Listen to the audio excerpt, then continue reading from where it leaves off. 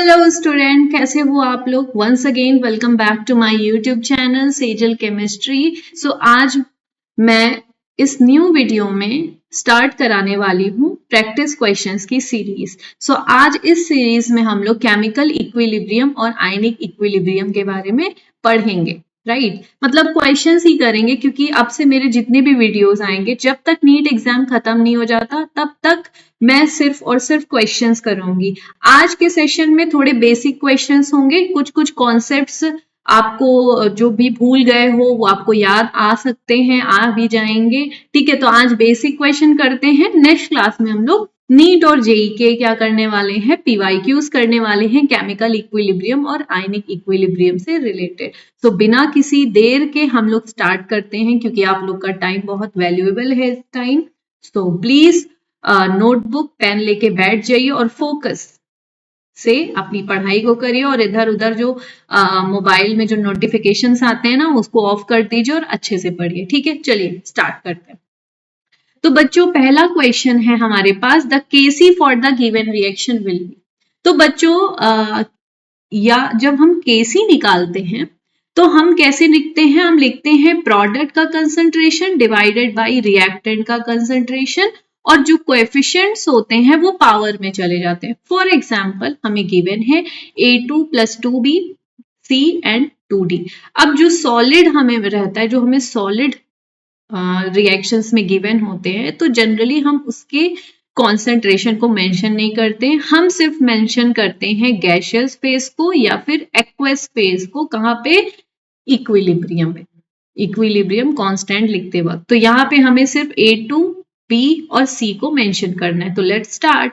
तो यहाँ पे देखिए बच्चों, सबसे पहले प्रोडक्ट में C और D है, एंड D सॉलिड है तो हम D को मेंशन नहीं करेंगे, हम लिखेंगे C divided by A2 concentration of A2 और B की पावर 2, क्योंकि यहाँ पे आप देख रहे हो 2 जो है वो कोएफिशिएंट के फॉर्म में है, स्टोइकियोमेट्री के फॉर्म में, तो उसको हम पावर में लेके जाएंगे। तो ये है आपका आंसर। तो यहाँ पे मैच कर लीजिए कौन सा ऑप्शन करेक्ट हो सकता है। Concentration of C A2B²। Okay, second option आपका करेक्ट ऑप्शन है। नेक्स्ट क्वेश्चन बच्चों, for which of the following reaction the degree of dissociation alpha and equilibrium constant Kp related as। देखिए यहाँ पे हमें एक Kp दिया है और हमें बता रहा है कि इन चारों में से कौन सी ऐसी रिएक्शन है जो ये वाले Kp का एक्सप्रेशन देगी। तो सबसे पहले फर्स्ट ऑप्शन को देखते हैं। फर्स्ट ऑप्शन में है N2O4 gas phase equilibrium with 2NO2। ठीक है, तो लेट सपोज अगर मैं इसके इनिशियल मोल को 1 मान, तो इनिशियली ये प्रोडक्ट 0 रहा होगा, फिर 1 में से अगर अल्फा निकल जाता है तो कितना बनेगा? 2 अल्फा बनेगा। राइट, तो यहाँ पे बेटा हम ये किसके लिए है, ये केसी के लिए हम मोल्स लिखते हैं, लेकिन अगर मुझे केपी लिखना होगा तो केपी के लिए हम क्या लिखेंगे? पार्शियल प्रेशर ऑफ NO2, जो कोएफिशिएंट होगा वो पावर में चला जाएगा, divided by partial pressure of N2O4। Okay, got it. अब बात ये आती है कि हम पार्शियल प्रेशर कहां से लेके आए। तो अगर आपको याद हो तो आपने एक मतलब फॉर्मूला पढ़ा होगा, partial pressure equals to the mole fraction into total pressure. हमें यही वाला फॉर्मूला लगाना है। ठीक है, तो चलिए 1, अब देखो मोल फ्रैक्शन कैसे आता है। जैसे मान लो मुझे इसका मोल फ्रैक्शन चाहिए, तो हम क्या लिखेंगे? इसका इनिशियल मोल, इसका mole fraction divide by total mole fraction at equilibrium. Right, so सबसे पहले हम टोटल मोल्स निकाल लेते हैं। टोटल मोल बराबर हो जाएगा 1 minus alpha plus 2 alpha. So total moles equals to 1 plus alpha. ये हमें टोटल मोल्स मिल गया। अब हम आते हैं अपने पार्शियल प्रेशर की तरफ। तो पार्शियल प्रेशर मुझे चाहिए, तो हम ऐसे लिखेंगे partial pressure of N2O4 equals to, अब इक्विलिब्रियम पे मोल्स कितने हैं? 1 माइनस अल्फा। टोटल मोल्स कितने हैं? 1 plus alpha. Similarly partial pressure of NO2 क्या है? 2 अल्फा। टोटल मोल्स क्या है? 1 प्लस अल्फा। तो लेट्स डू इट। तो पार्शियल प्रेशर ऑफ N2O4 हमने मोल फ्रैक्शन तो लिख लिया, total pressure let's suppose P है। ठीक है। Similarly partial pressure of NO2 equals to, this is the mole fraction of NO2 into total pressure, right. अब लिखो आप, अब यहाँ पे हम लिखेंगे Kp इक्वल्स टू, सबसे पहला पार्शियल प्रेशर ऑफ NO2 की पावर 2, तो ये है हमारे पास partial pressure 2 alpha upon 1 plus alpha की पावर 2 और P की पावर 2 डिवाइडेड बाय N2O4, क्या कोई कोएफिशिएंट है? नहीं, 1 ही है, तो यहाँ पे लिखेंगे 1 minus alpha divided by 1 plus alpha P, right.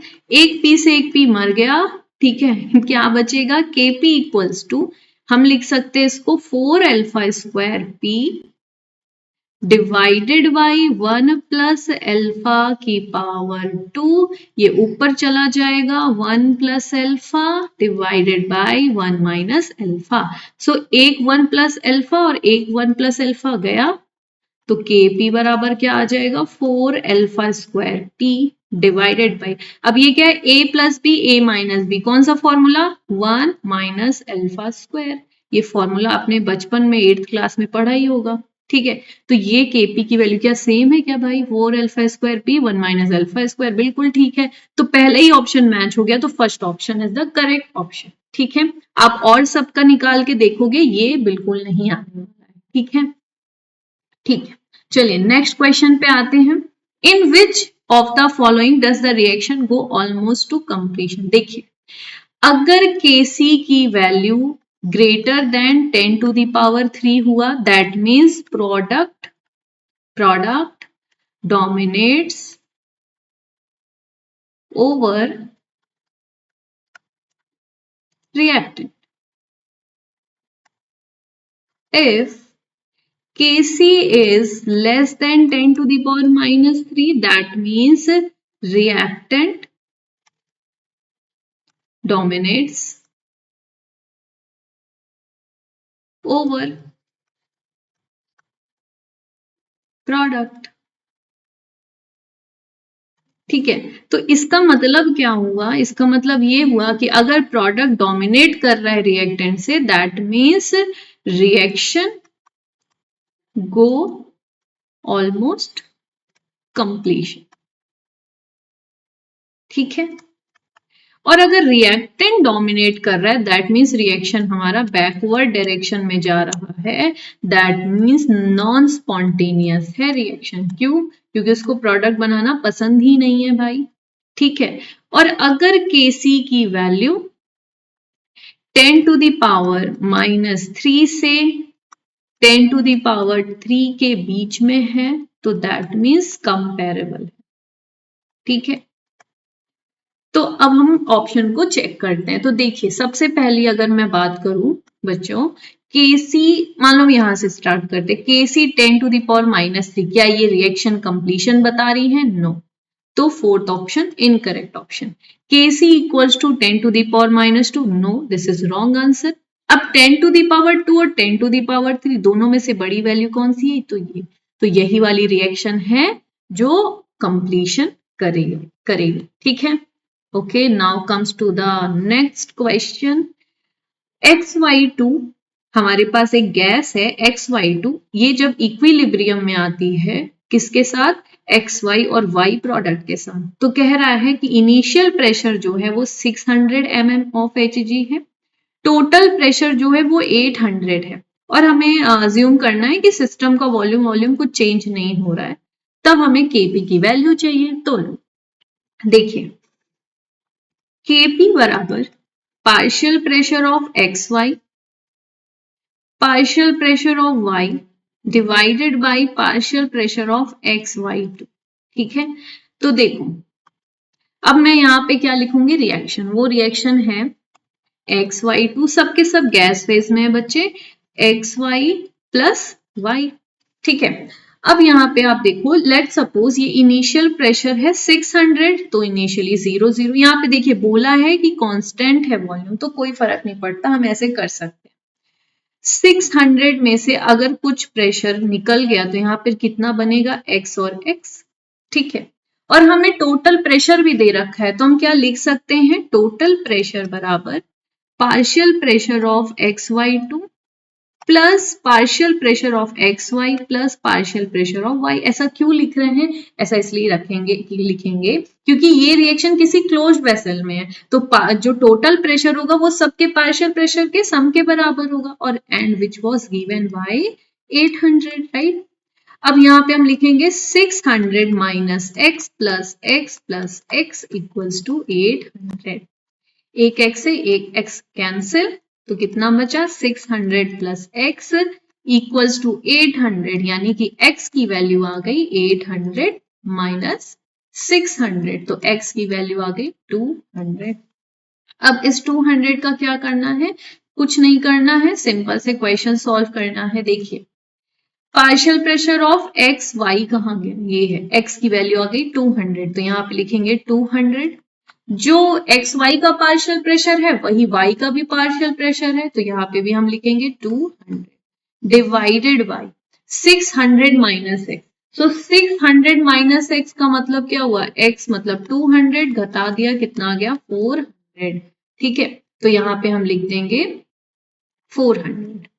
तो 20 से 20 कैंसिल, 2 1 2, 2 2 4, 2 1 2, ये आ गया ओवरऑल जो केपीआई हमारा वो आया 100, यानी कि कौन सा ऑप्शन करेक्ट है? सेकेंड ऑप्शन करेक्ट है। ठीक है, next let's move to the next question. Hydrogen and iodine reacts to give 2x mole, that means ये सिंपली चिल्ला चिल्ला के चीख चीख के बता रहा है the reaction will be H2 gaseous plus I2 gaseous equilibrium with 2HI gaseous, right? कह रहा है बच्चों कि H2 के हमने A मोल्स लिए हैं, इसके B मोल्स लिए, तो इनिशियली तो 0 ही होगा, राइट। अगर A में से तुमने X निकाल दिया, अब B में से भी X ही निकलेगा। क्यों? क्योंकि दोनों का रेशियो क्या है? रिएक्शन करने का 1-1 है, तो 1-1 रिएक्शन करके 2 दे रहा है, तो A में से X गया, B में से X गया, तो यहाँ पे कितना बन रहा है? 2x। मुझे कैसे पता चला? क्योंकि यहाँ पे ऑलरेडी दिया है 2x। अगर इधर 2x बन रहा है दैट मीन्स यहाँ पे x निकला होगा, क्योंकि रेशियो है 1:1:2 का, राइट। फिर क्वेश्चन कह रहा है the total number of moles at equilibrium, so total moles equals to a minus x plus b minus x plus 2x, right. 2x से 2x कट गया, कितना बचा? a plus b। The correct option will be a plus b, यानी कि third option, right. Okay, now move to the next question. This is the question number 6। इसमें क्या है?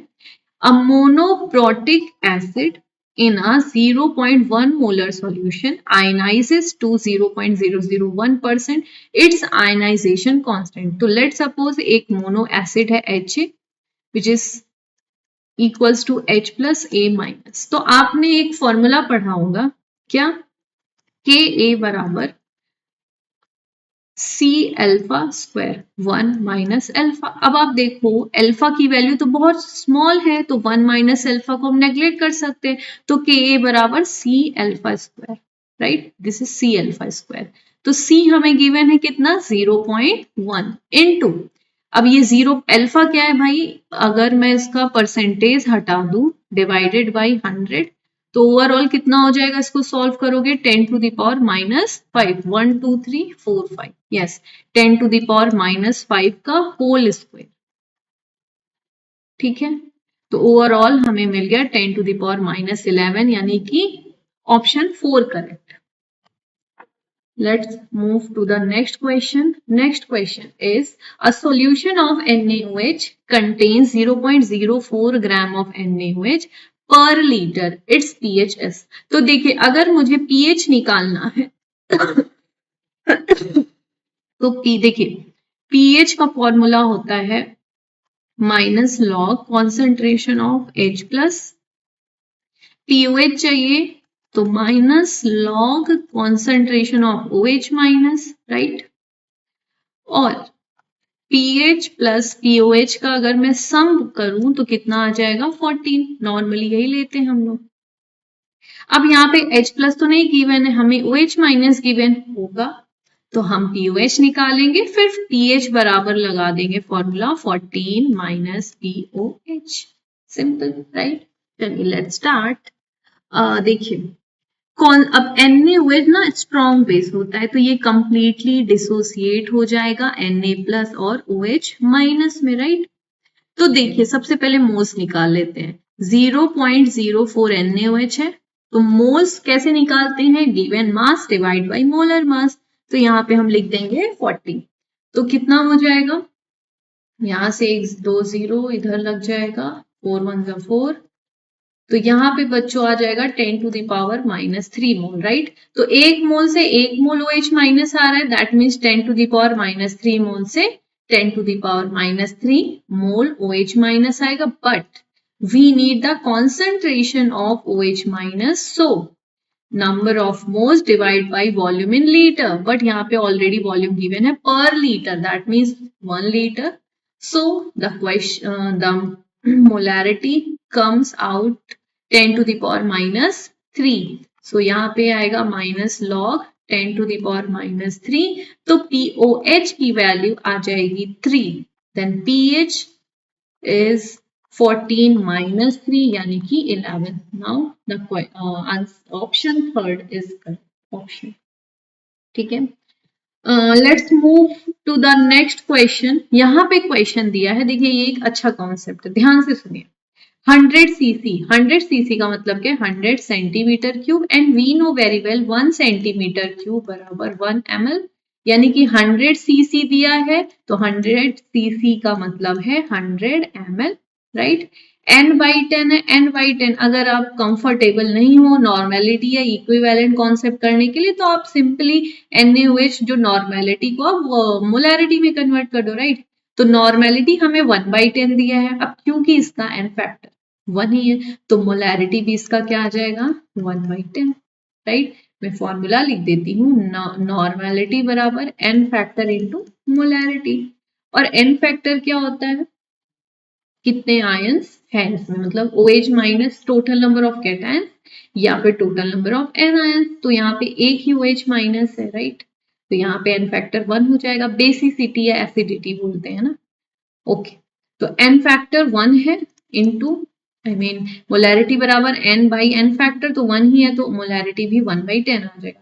अब जस्ट इमेजिन कह रहा है कि NaOH सॉल्यूशन है और HCl सॉल्यूशन है, दोनों को मिक्स कर दिया है, वॉल्यूम 1 लीटर है, pH of the resulting solution. तो अब ऐसे क्वेश्चन करने के लिए अब थोड़ा सा टेंशन हो जाता है, इसको कैसे करें। तो देखिए थोड़ा सा विजुअलाइज करो कि लेट सपोज कि आप लैब में, राइट, और आपके पास ना NaOH है 100 ml और 1/10 मोलर का, और उसी में मैंने 100 ml और 1/5 HCl डाले, तो क्या होगा, it's very simple, what, neutralisation reaction होगा कि नहीं होगा। चलिए लिखते हैं, we have NaOH 100 ml and 1/10 molar, और मैंने क्या कर दिया, मिक्स कर दिया HCl 100 ml और 1/5 मोलर।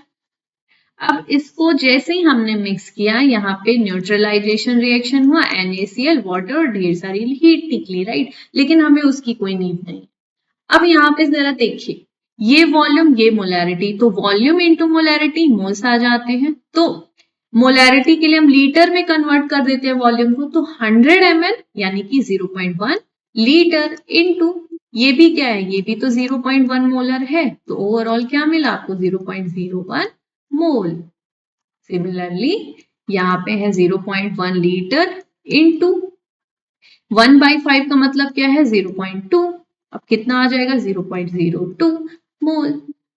अब सोचो इनका रिएक्शन करने का रेशियो क्या है, 1 1 1, यानी कि 1 मोल NaOH 1 मोल HCl के साथ रिएक्शन करके 1 मोल NaCl बनाता है, तो 0.01 मोल 0.02 मोल के साथ रिएक्शन करके कितना मोल NaCl बनाएगा।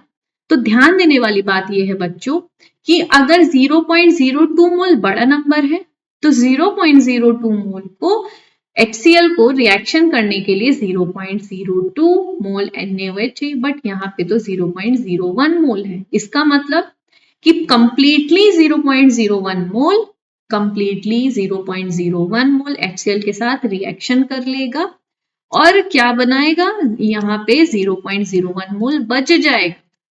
है ना। इसको ऐसे कर दो अगर आपको समझ नहीं आ रहा है तो 0.02 का मतलब क्या है 0.01 प्लस 0.01, यहीं से तो आया है 0.02 और यहाँ पे क्या है 0.01।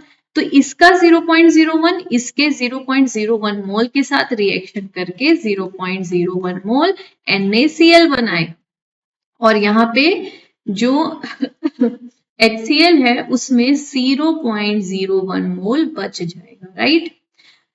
तो NaCl तो न्यूट्रल सॉल्ट हो गया, राइट, लेकिन हमारे पास HCl बच गया कितना 0.01, यानी कि ओवरऑल हमारे पास जो अब सॉल्यूशन बचेगा उसमें वाटर होगा जो कि न्यूट्रल होता है। NaCl strong acid, strong base से बना सॉल्ट के pH की वैल्यू क्या होती है 7, यानी कि न्यूट्रल है, ये भी न्यूट्रल है। NaOH कंप्लीटली कंज्यूम हो गया है, this is the limiting reagent और हमारे पास HCl बचा है जो कि है 0.01 मोल, यानी कि ओवरऑल सॉल्यूशन हमारा क्या हो जाएगा एसिडिक। लेकिन हमें जो pH निकालना है उसका फॉर्मूला है -log H+, यही है, ठीक है। अब यहाँ पे बात करते हैं, ये कंसंट्रेशन हमें मोल में दिया है तो हम क्या करेंगे मोल बाई वॉल्यूम। अब देखो मोल बाई वॉल्यूम, वॉल्यूम कितना दिया है 1 लीटर है, तो हम क्या कर सकते हैं कॉन्सेंट्रेशन ऑफ H प्लस क्या आ जाएगा 0.01 डिवाइड बाई 1 लीटर, यानी कि 10⁻⁻2 ही रहेगा। एक और बात यहाँ पे ये कैसे आया, तो देखिए HCl जो होता है वो स्ट्रॉन्ग एसिड है, कंप्लीटली डिसोसिएट हो जाता है, यानी कि 0.01 मोल से हमें 0.01 मोल H प्लस मिलेगा और 0.01 मोल Cl माइनस मिलेगा। तो यहाँ पे 10⁻⁻2 आप यहाँ पे रखोगे तो आपको pH की वैल्यू कितनी मिलेगी 2। ओके, देन हमारा ऑप्शन 2 करेक्ट हो, ठीक है। ओके, यहाँ पे देखिए बच्चों सिमिलर है बट यहाँ पे एक क्या लगने वाला है, देखिए मेरे पास NaOH गिवन है, H2SO4 दिया है, अब pH की वैल्यू पूछ रहे हैं, वही सेम चीज कि अगर आपको NaOH दे दिया जाए और उसमें H2SO4 मिक्स कर दे तो क्या होगा न्यूट्रलाइजेशन होगा ना, तो आपका जो भी सॉल्ट और वाटर बनेगा। अब यहाँ पे देखते हैं बच्चों कि जैसे हमें 100 ml यानी कि 0.1 लीटर, तो यहाँ पे डायरेक्टली मैं लिख दे रही हूँ 0.1 लीटर। इसको मोलैरिटी में चेंज करते हैं क्योंकि इसकी एन फैक्टर की वैल्यू 1 ही होती है, तो normality is equal to molarity यानी कि 0.1 मोलर। इसका क्या है H2SO4 का 0.1 लीटर ही दिया है बच्चों, और यहाँ पे देखिए नॉर्मेलिटी बराबर एन फैक्टर इंटू मोलैरिटी, तो मोलैरिटी बराबर normality divide by n factor हो जाएगा। तो नॉर्मेलिटी H2SO4 की दिया है 0.1, लेकिन ये जो H2SO4 है अगर मैं इसको ब्रेक करूं तो ये 2H प्लस में ब्रेक होगा और SO4 -2 में, तो यहाँ पे कितने आयनाइजेबल H प्लस है 2, तो एन फैक्टर हो जाएगा 2, पॉइंट हटेगा यहाँ पे 0, तो 0.05 आ जाएगा, ठीक है। तो यहाँ पे जो मोलैरिटी आएगी वो 0.05 आएगा। अब मोलैरिटी और वॉल्यूम को हम मल्टीप्लाई कर लेंगे तो हमें क्या मिलेगा, हमें मिल जाएगा मोल्स 0.01 मोल, और इसको मल्टीप्लाई कर दोगे तो 0.005 मोल मिलेगा, राइट। अब यहाँ पे बताना है कि सॉल्यूशन का pH क्या होगा जब न्यूट्रलाइजेशन का, तो ध्यान देने वाली बात ये है कि 0.005 मोल से हमें 2H प्लस मिलते हैं, राइट। तो NaOH है, NaOH के 0.01 मोल से हमें कितने OH माइनस मिलने वाले हैं 0.01 मोल, लेकिन H2SO4 जो कि 0.005 मोल दिया है उससे हमें कितने H प्लस आयन मिलेंगे, तो देखिए 0.005 इंटू 2 यानी कि 0.01, राइट, फॉर 2H प्लस 0.01, तो ये 0.01 मोल इसके 0.01 मोल से ही तो रिएक्शन करेगा, कंप्लीटली न्यूट्रलाइज हो जाएगा और हमारे पास जो pH मिलने वाला है 7 मिलेगा, ठीक है। तो इसका ऑप्शन हो जाएगा थर्ड ऑप्शन करें, ठीक है। Last question, in which of the following, ये नीट 2024 में आया था, अब हम लोग PYQs ही करने वाले हैं, ठीक है। तो यहाँ से स्टार्ट हो गया है, बट इसके आगे हम लोग नेक्स्ट वीडियो में ढेर सारे PYQs करेंगे, आइदर वो नीट का भी हो सकता है और जेई का भी हो सकता है, ठीक है। In which of the following equilibrium KP और KC आर नॉट इक्वल। जब ऐसा क्वेश्चन आए तो हमें एक फॉर्मूला याद होना चाहिए, KP equals to KC RT की पावर डेल्टा NG। और डेल्टा NG क्या होता है? डेल्टा NG होता है change in moles in gas phase, ठीक है, गैस फेज, ठीक है। तो इसमें अगर मैं चेंज इन मोल्स निकालूं तो देखिए इधर 1 2, दो में से एक गए, कितना आ जाएगा? 2 माइनस 1 इज इक्वल टू 1। इसमें देखिए 2 है और इधर भी क्या है? 1 1 2, तो प्रोडक्ट माइनस रिएक्टेंट करेंगे, कितना आ जाएगा? 0।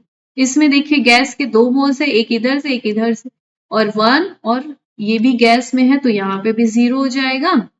और इसमें भी देखिए इधर भी 1 1 मोल, ओवरऑल 2, इधर भी ओवरऑल 2, कितना आ जाएगा? 0। यानी कि इसमें भी 0 आया, इसमें भी 0, इसमें भी 0। तो किसमें केपी और केसी की वैल्यू इक्वल नहीं हो सकती? फर्स्ट ऑप्शन में। कैसे? अगर मैं 0 रखूंगी तो KP equals to KC RT की पावर 0, आरटी की पावर 0 यानी कि 1, तो केपी बराबर केसी आ गया। तो यहाँ पूछ रहे कौन इक्वल नहीं है, तो यहाँ पे 1 रखोगे तो KP equals to KC RT आ जाएगा, ठीक है। तो आज के वीडियो में इतना ही करते हैं, बहुत ज्यादा लेंथी वीडियो बन जाएगी। तो हम लोग अब ऐसे ही हर दिन क्या करेंगे, 10 क्वेश्चंस में लेके आऊंगी और उसको सॉल्व करूंगी, ठीक है। सो यहाँ पे मैं वीडियो बंद करती हूँ। Thank you so much for watching.